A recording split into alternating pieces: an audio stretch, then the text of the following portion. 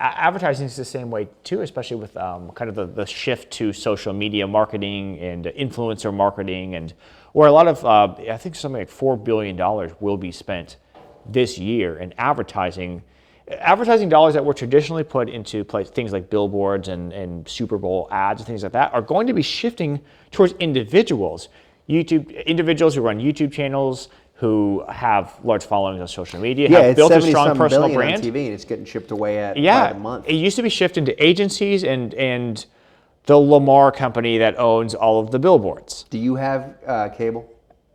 No, I don't even have cable anymore. That's Dude, exactly it. I can't name the number of my friends that still have cable. Yeah. And it's anyway. That's this big the people, exactly. And so we have billions of dollars that used to be held up into advertising, just shifting into the individual. And of that money being spent on the individual or that money being spent digital, I think there's going to be close to $20 billion wasted over a 5-year period on skipped ads. So within that, the money that's going to art, whatever, quote unquote, whatever it is, or the money that's going to subsidize actual performances with the hope that the underlying brand becomes the recipient of that attention, versus the amount that's being pumped into ads that people say this is self-interested salesmanship, I skip it. It's staggering.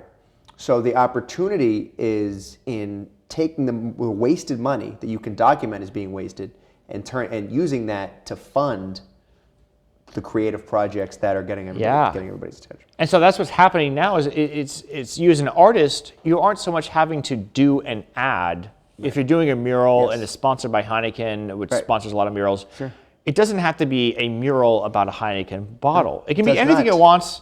There's usually the patron, the Medici is essentially, there's this little star that usually goes down to the bottom corner and says Heineken.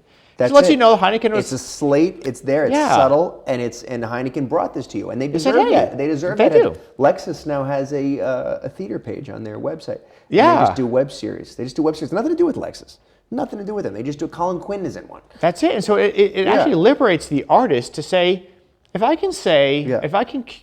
novelty is almost what's the commodity nowadays. That's right. And so you as an artist, how creative you could be. What does that mean, novelty? Let's drill that down. What does it mean? So if people are going to skip the ad, and it's a format they've already seen, it's a lingo they've already heard, it's a song they've already played, then it's what they haven't seen, and they haven't heard, and they haven't felt, and they haven't thought about. The new is actually what's going to grab their attention in a very visually inundated interface. It's right, yeah. So the artist is the only one that can really come up with that. Thank you.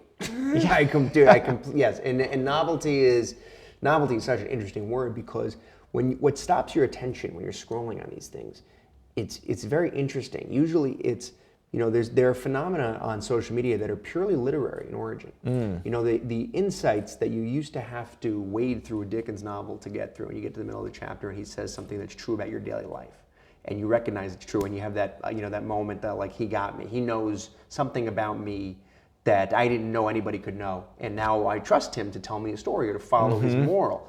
Those things have been extracted, slapped on memes, and put all over our news feeds.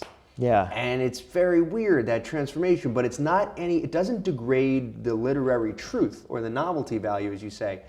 It just sort of maybe transforms it and expedites it a bit. But it does prove itself to be a haven for the kinds of people who are adept at maybe plucking these things from human experience.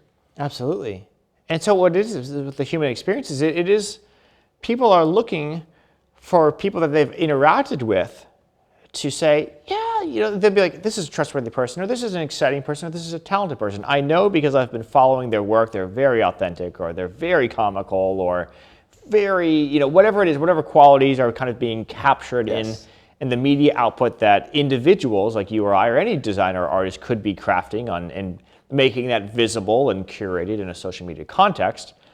Brands, for instance, would be like, if I want to show my brand to be creative, I don't have to do the most creative ad now, because a lot of people won't see that. I just need to tie myself with an individual that is known for creativity. And so the values that the individual represents of creativity will be ascribed to my brand.